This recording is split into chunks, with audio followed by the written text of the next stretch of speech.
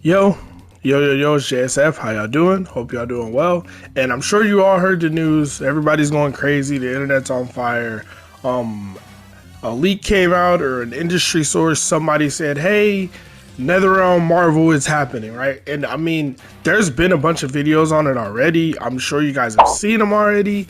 So I didn't want to make the exact same video. We'll get to that part of the video about the news that recently came out. Actually came out a few days ago, but nobody really paid attention, I guess. But yeah, we'll get to that. But instead of just talking about, oh my God, I'm hyped for a new Marvel game, I'm hyped for a new NRS game, I wanted to do more of a timeline and all the evidence that kind of led up to this, right? Because this isn't a surprise to me at all, like not even a little bit. I think some of the rest of you guys might be kind of surprised, and some of you guys feel the same way I feel, like you kind of knew this was coming. So for those who don't really know or weren't really aware, or just people interested in watching, I want to do kind of like a timeline, like everything that led up to this, like all the clues, all the things that came out that led to a Marvel NRS game. So to start, let's just start with Netherrealm, right? Because something you just got to know about Netherrealm Studios, and something they haven't been shy about sharing or talking about before, is that they're kind of tired of Mortal Kombat. They're not tired of it. They don't hate it. Mortal Kombat is Mortal Kombat, but they've been working on Mortal Kombat. If they've been on the Midway team, you know, Ed Boon has been working on Mortal Kombat for almost 30 years, right? The team, even MK9 was 10 years ago, right? 10 years of working on the exact same IP, like you get kind of burnt out, right? Scale of 1 to 10, how badly do you want to make a new IP? 9.6. And I mean, that's where you get to things like Injustice, right? Because they get to, you know, work on some other things. Like it's nice and refreshing to not have to do Mortal Kombat, right? And I mean, we've heard some things about the work environment when they are working on Mortal Kombat that aren't exactly too great. So I could see that being a reason as well. But this is just something important to note, right? NRS is a studio who's been itching to do other things. This just is an important point that you need to know. Another thing to notice is obviously it's been 2 years since the release of Mortal Kombat 11, and we've got nothing. No new game to show for it. Not even an announcement of a new game. Nothing. 2 whole years, and we all know the NRS cycle. Every 2 years they usually release a game. 2 years after MK11's release, we got absolutely jack shit. So it makes you wonder, well, what's taking so long, right? You could argue that COVID played a role. You could argue, you know what I mean? You could argue that a lot of things played a role. But with MK11, they specifically spread out all their content really, really far. So they didn't have to do like hard, like they did the same amount of work and it just took a lot longer. And it kind of like seems like they set that up because they needed more breathing room, right? To be working on something. And if there's something they were working on was just Injustice, I don't think it would take that much, right? They've done 2 Injustices. The Injustice 2 released with more content than this game, right?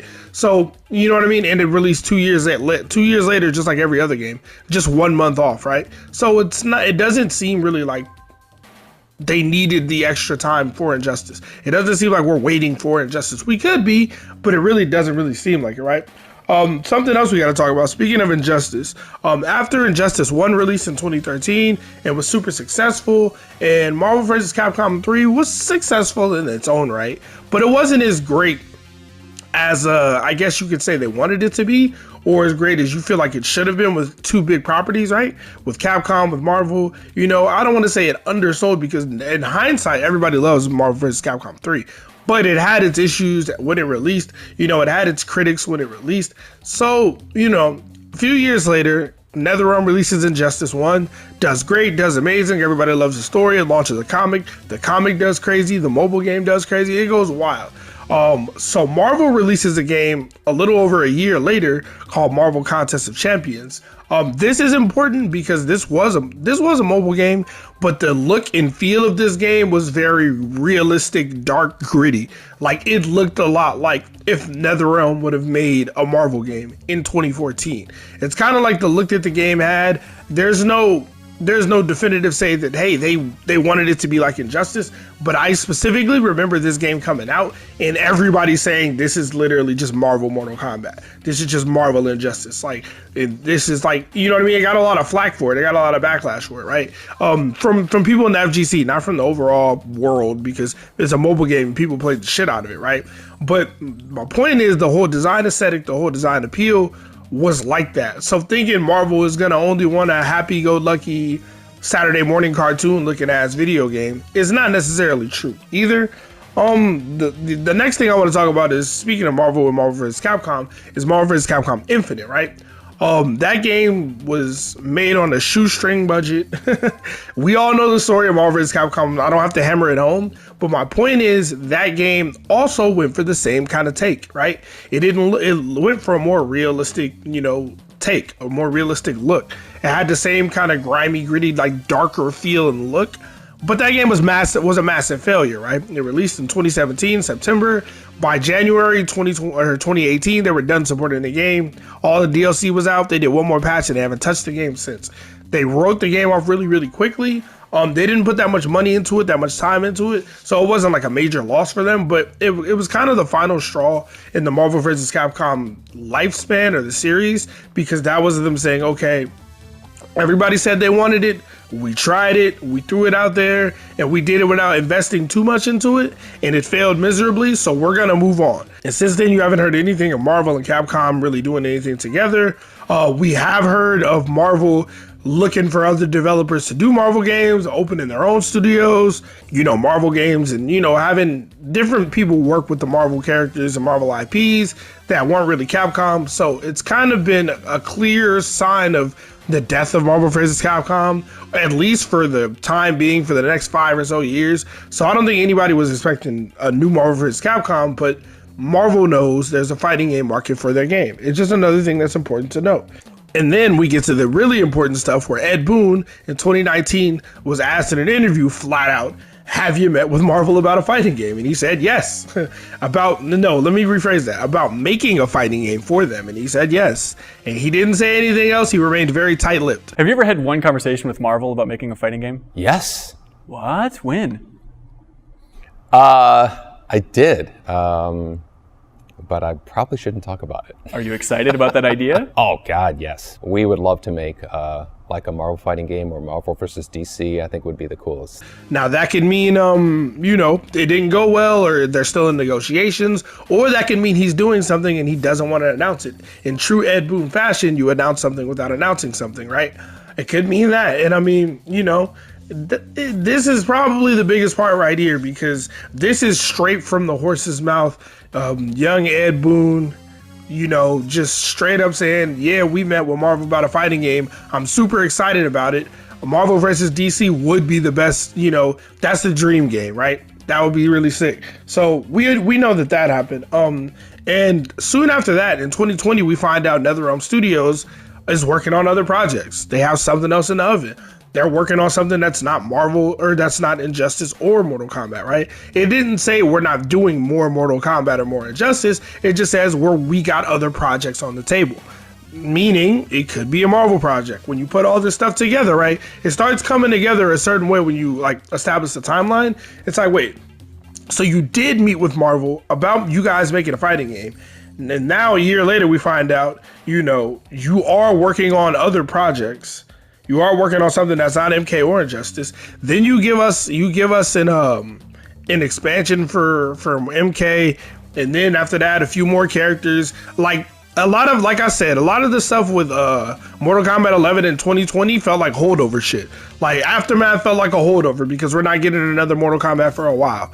Then Ultimate, a few more characters to hold us over. We get custom variations to hold us over because we're not getting something for a while, right? Is what it feels like, and because they're working on something else, brand new. And as for the idea that Marvel, and like I said, the dream game is Marvel vs. DC. Ed Boon said that as well, and I'm sure there are going to be some people who think, well, WB owns NetherRealm Studios, WB owns DC Comics. Why would Warner Bros. WB let them make a game for their competitor? Why would they let them make a game for Marvel? Well, if you've been paying attention, there's some big things and there's some little things. I like to pay attention to the little things. Like one of the little things that I've always noticed is in the Flash TV show, right? If you haven't watched it, you don't gotta watch it. It's just one of the characters in the Flash TV show very, very commonly references Marvel characters. With a madman whose innovations are warping his brain. Have you not seen Spider-Man 2? No. How can you live with yourself? And he could control it too, like Mjolnir. it's Thor's hammer. He's referenced Thor. He's referenced the Avengers. I'm pretty sure he's referenced a lot of characters. Like, it's not uncommon for that TV show about the Flash, a DC superhero, to mention Marvel characters. It happens very often. And I know that's not a big deal, but it's important because it's something that they're consciously aware of and they know that they're doing, right? Another thing is the Lego games, right? The Lego games are made by Warner Brothers, or Warner Brothers owns the studio that makes them, and they've worked with Disney and worked with Marvel. They got Lego Marvel Avengers, like they've worked. So it's just not beyond the realm of possibility that DC or Warner Brothers is okay with working with Marvel. I mean, this means two things. One, that a WB studio can make a Marvel game. Two, that DC is probably willing to do a DC versus Marvel game. Now, is Marvel willing to do a DC versus Marvel fighting game? I don't know. Or, you know what I mean? I have no idea if Marvel's willing to do it. But DC has kind of shown a couple of times that they don't really look at Marvel as competition like that anymore. I think they kind of figured out that that was not the right approach with their movies and everything. So yeah, you can find some other little things, some other little details of, DC playing fair with, or playing well with Marvel. But, I wanted to point out a couple of things. Another thing, an interesting thing that came out, April 2020, we have a quote unquote leak from Reddit. And I don't think many people paid attention to this. And I find it super duper interesting in hindsight, right? So there's a Reddit post from April 2020, and it says games to be announced this year, right?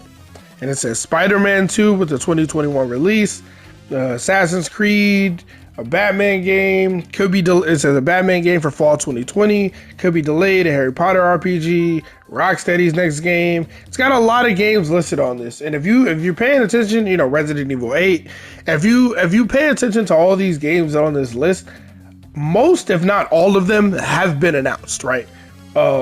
Pretty much most of them. And then at the bottom, you see a new AAA Marvel project from Netherrealm Studios, who created MK and Injustice, right? At the bottom of the list on this here Reddit post. Now, again, like anything, a Reddit post, a 4chan post, you always take them with a huge grain of salt. But then you got to remember that a lot of things have been leaked on Reddit. A lot of things have been leaked on 4chan. So something being on here itself is not necessarily proof. But this is someone in April 2020 saying, yo, a Marvel fighting game, or a Marvel game from Netherrealm Studios, which means a fighting game, is gonna be announced, and it said it was to be announced in 2020. Obviously that didn't happen in 2020, but that doesn't mean the game isn't in development. The game isn't happening, right? Because we're hearing more about it now, which is, a year later. One more leak, or one more potential leak, and this one itself, I see why this wouldn't get as much coverage on its own, but I think when you look at this in totality with everything else, then it goes, holy shit, wait, that might not be bullshit, right? There was a post on 4chan, and it was like someone saying Netherrealm was working on like some type of characters, some type of premiere skins like in Injustice. And the post said, I got a hold from a leaked email from Netherrealm Studios. Apparently a character artist and a character programmer are discussing how to make two licensed characters similar enough in terms of design and moveset, where they can make them both Echo Fighters like in Injustice 2. The two characters in question were codenamed Jess and Obama, female and male, respectively, and both have electric and spider-like abilities. My guess is that NetherRealm is making a Marvel project, and Spider-Woman, who's Jessica Drew, and Miles Morales are going to be premiere skins. Again, this was a few months ago. This is a couple of months ago. And again, this on its own, you might go, some 4chan bullshit, and it might be, right?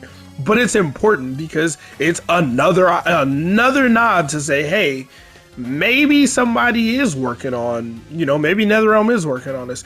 And Mortal Kombat 11 got leaked in an email too. Just so for those of you guys who don't remember, Mortal Kombat 11 got leaked in an email. It definitely happened. So again, like when it's one leak or two leaks, you want to take them all with a grain of salt. But you go through the timeline of all this information and you see more and more and more and more shit. Like, it's a lot, bro. And one of the last things I want to just bring up is Ed Boon and Ed Boon's Twitter feed. Again, Ed Boon knows what he's doing. He always knows what he's doing. Everything he does isn't a hint towards something, but sometimes he just randomly hints shit and you never know until it happens. Something that Ed Boon has been doing for a while, especially in especially for the last about year around that time frame, he's been tweeting nonstop about Marvel. I mean, hell, you can go on his Twitter feed right now and see Ed Boon talking about Marvel. Like, not daily, but at least weekly. He is talking about Marvel movies, Marvel TV shows, referencing like anything. Like, he watched WandaVision, he watched Falcon and the Winter Soldier. He's been tweeting about Marvel nonstop. And it's not that he can't like Marvel because he works for, Netherrealm, because he makes DC fighting games. It doesn't matter, right? That's not what I'm trying to get across. My point is, he's been talking about Marvel a lot. Like, if you just go down his Twitter feed, you will see a lot, bro. And just to throw it in there, his Twitter bio does say we make games with ninjas and superheroes, and Marvel has superheroes. And lastly, to end this video off, yes, there was someone, I believe, or who people say is an industry insider, named Daniel Rickman, who did say flat out that, NetherRealm Studios is making a Marvel fighting game. And that's the new news that's come out this week. In the past couple of days, that's what everybody's reporting on the internet. And that's what everybody's going crazy about. Apparently he's been right before, apparently he's been wrong before. But that's the thing with this type of stuff, right? You have to take it with a grain of salt, because until it's announced, it's not real. Like, we all knew Ash Williams was in Mortal Kombat, but he's not in Mortal Kombat, right? So even if you have like proof, like somebody confirming it to you, or you've seen it with your two eyes, until it's out, it's not out. So, this leak could be wrong, could be right, but I just wanted to go down the timeline, the history, everything that led up to the NetherRealm Marvel fighting game, all the information we ever got, everything we ever, like, all the hints, all the teases, for the most part. But did I forget anything? Y'all let me know in the comments. Let me know what y'all think. Are we getting DC versus Marvel? Are we just getting a Marvel fighting game? If we are getting a Marvel fighting game, let me know what characters y'all want to see. I want some Miles Morales. Y'all know me, I'm a simple man. I'm the living embodiment of a guy in a Spider-Man suit. I'm here for it. So anyway, y'all let me know what y'all think. Subscribe if y'all enjoyed the video. Obviously, if this game gets announced and comes out, I'm gonna cover it on this channel. So if you haven't subscribed already, please do. Other than that, I've been talking too long, so I'm out of here. JSF, y'all stay safe. Peace.